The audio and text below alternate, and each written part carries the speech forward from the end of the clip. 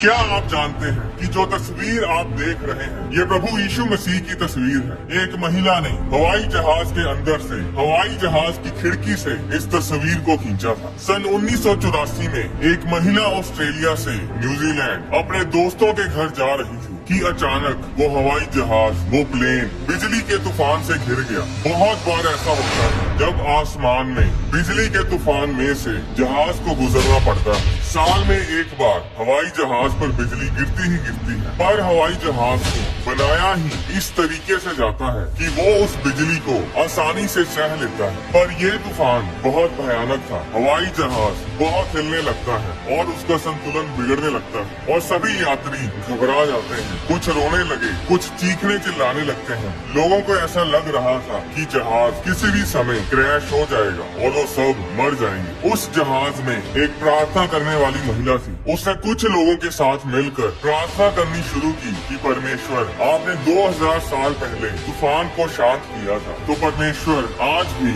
आप इस तूफान को शांत करें। प्रार्थना करते ही जहाज के अंदर सब कुछ एकदम से शांत हो गया। लोगों ने एक दूसरे को परमेश्वर के नाम से हौसला देना शुरू किया। अब जहाज के अंदर तो सब शांत था, पर जहाज के बाहर अभी भी बिजली का तूफान वैसे का वैसे ही था। उस महिला ने इस दुर्घटना को याद रखने के लिए जहाज की खिड़की से बाहर के वातावरण की फोटो खींची। उस समय आजकल की तरह मॉडर्न जमाने के कैमरा तो नहीं थे कि अभी फोटो क्लिक करो और अभी फोटो देख लो। उसके पास फिल्म वाला कैमरा था जिसमें फिल्म रोल डलते थे और उन रोल्स को बाद में डेवलप करवाना पड़ता था, फिर जाके फोटो देखने को मिलती थी। उस महिला ने तो सिर्फ बादलों और चमकती हुई बिजली को देखा और उस भयानक नजारे की तस्वीर ली। अब फ्लाइट बिल्कुल सही सलामत लैंड कर जाती है और वो महिला अपने दोस्तों के घर जाती है और अपने कैमरा की रील को डेवलप करवाने के लिए भेज देती है। उस महिला को जरा सी भी भनक नहीं थी कि उस कैमरे में कौन सी तस्वीर कैद हो चुकी थी। जब तस्वीरें तैयार होती हैं, तो उसे फोटोग्राफर का फोन आता है कि आपकी तस्वीरें तैयार हैं, क्या आप अपनी तस्वीरें खुद यहाँ आकर ले सकती हैं? मैं आपसे कुछ बात करना चाहता हूँ। जब वो महिला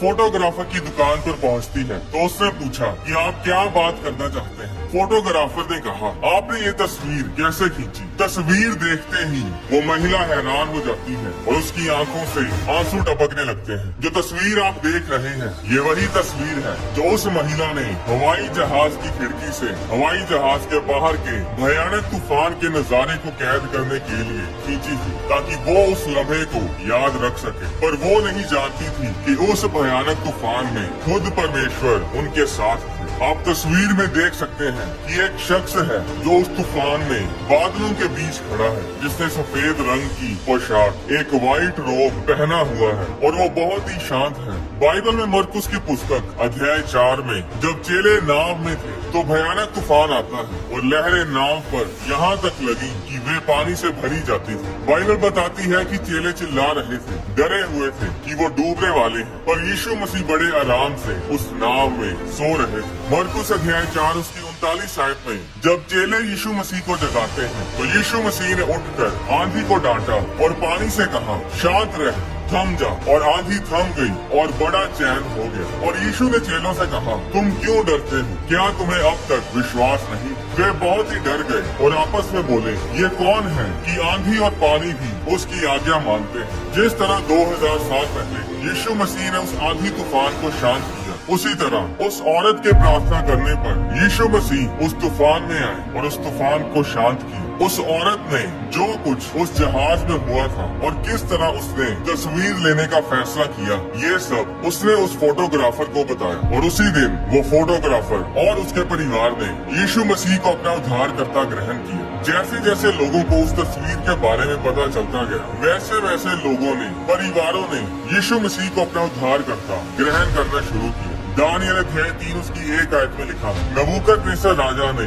सोने की एक मूरत बनवाई जिसकी ऊंचाई 60 हाथ और चौड़ाई 6 हाथ की थी, यानी वो मूरत तकरीबन 90 फुट लंबी थी और 9 फुट चौड़ी थी। और उसने ये आज्ञा दी कि जब नरसिंगे फूंके जाए तो सब लोग उस सोने की मूरत को दंडवत करें। 6 आयत में लिखा, जो कोई गिरकर दंडवत ना करेगा वह उसी घड़ी धधकते हुए भट्ठे के बीच में डाल दिया जाएगा। सब लोग उस सोने की मूरत को दंडवत करते हैं। पर शद्रक, मेशक, अबेदनगो जो यहूदी थे और यहोवा परमेश्वर की उपासना करते थे, राजा के द्वारा बनाई गई उस सोने की मूरत को दंडवत नहीं करते। और इसी कारण राजा नबूकदनेस्सर गुस्से में आता है और वो आज्ञा देता है कि भट्ठे की आग को 7 गुना तेज किया जाए। 20 आयत में लिखा, फिर अपनी सेना में से कई एक बलवान पुरुषों को उसने आज्ञा दी कि शद्रक, मेशक और अबेदनगो को बांधकर उन्हें धधकते हुए भट्ठे में डाल दो। उस भट्ठे की आग इतनी तेज थी कि जिन बलवान पुरुषों ने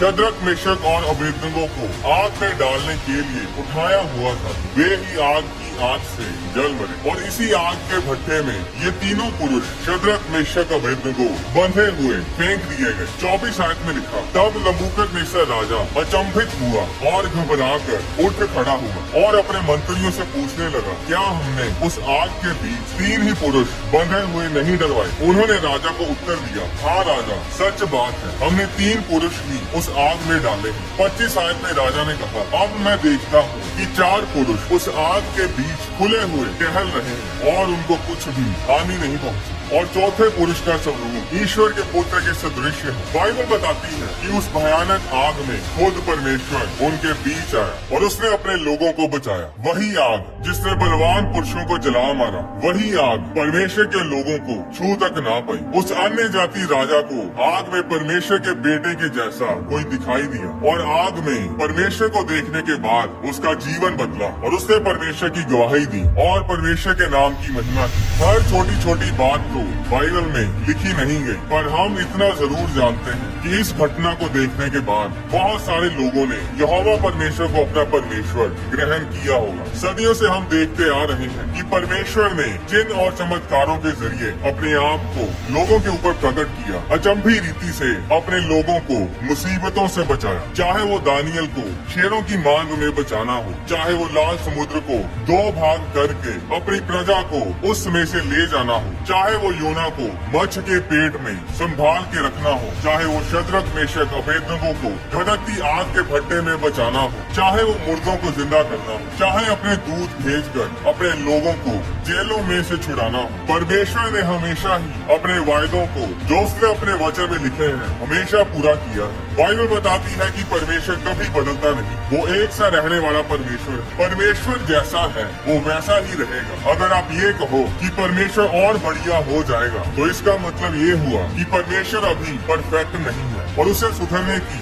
और इम्प्रूव करने की जरूरत है। अगर परमेश्वर चेंज हो सकता है, अगर वो बदल सकता है, तो इसका मतलब आप ये कह रहे हैं कि परमेश्वर परफेक्ट नहीं है और उसे और बढ़िया होने की जरूरत है, जबकि ऐसा नहीं है और ना ही हो सकता है। परमेश्वर बदल ही नहीं सकता, वो और इम्प्रूव और बढ़िया हो नहीं सकता और बेटर नहीं हो सकता, क्योंकि वो पहले से ही बेस्ट है और इसीलिए वो कभी बदल नहीं सकता। बाइबल में यशायाह अध्याय 43 उसकी 2 आयत में परमेश्वर ने कहा, जब तू जल में होकर जाए मैं तेरे संग रहूंगा और जब तू नदियों में होकर चले तब वे तुझे डुबा ना सकेंगे। जब तू आग में चले तब तुझे आँच ना लगेगी और उसकी लो तुझे ना जला सकेगी, क्योंकि मैं यहोवा तेरा परमेश्वर, इजराइल का पवित्र, मैं तेरा उद्धार करता। परमेश्वर ने ये नहीं कहा कि तू पानी में से नहीं जाएगा या तू आग में नहीं जाएगा। परमेश्वर ने कहा तो जिस भी हालात, जिस भी मुसीबत में होगा, वो मुसीबत तेरी कुछ भी हानि ना कर पाएगी। मैं तेरे संग रहूंगा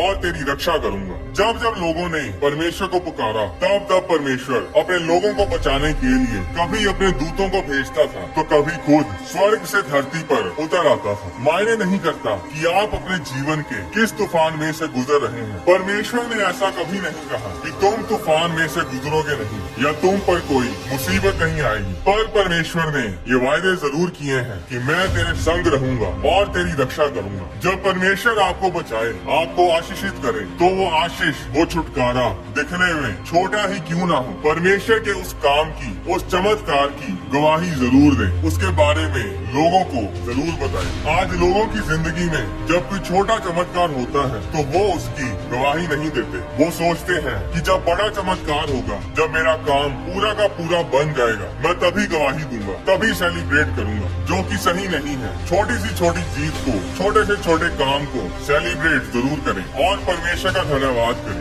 बाइबल बताती है कि परमेश्वर ने जगत से ऐसा प्रेम किया कि उसने अपना इकलौता बेटा दे दिया, ताकि जो कोई उस पर विश्वास करे वह नाश ना हो बल्कि अनंत जीवन पाए। अब परमेश्वर का प्लान सारी दुनिया को बचाना है। परमेश्वर ने अपने बेटे को सिर्फ एक जन के लिए कुर्बान नहीं किया बल्कि सारे जगत के लिए कुर्बान किया। पर क्या आप जानते हैं कि परमेश्वर इंतजार नहीं करता कि कब सारी दुनिया बचाई जाएगी और कब मैं सेलिब्रेट करूंगा। लूका 6:15 उसकी 10 आयत से हमें पता चलता है कि सिर्फ एक पापी के तौबा करने पर स्वर्ग में पार्टी होती है, जश्न होता है। परमेश्वर इंतजार नहीं करता कि कब सारी दुनिया बचाई जाएगी और फिर मैं सेलिब्रेट करूंगा। इसलिए अपनी कोई भी छोटी से छोटी अचीवमेंट के लिए अपनी छोटी से छोटी विक्ट्री को सेलिब्रेट जरूर करें और परमेश्वर के नाम को महिमा जरूर दें। बड़ी विक्ट्री, बड़े बड़े काम भी जल्द आपके जीवन में होते आपको नजर आएंगे। इसलिए परमेश्वर के वचन में बने रहे, विश्वास में बढ़ते जाए और हर एक काम के लिए, हर परिस्थिति में,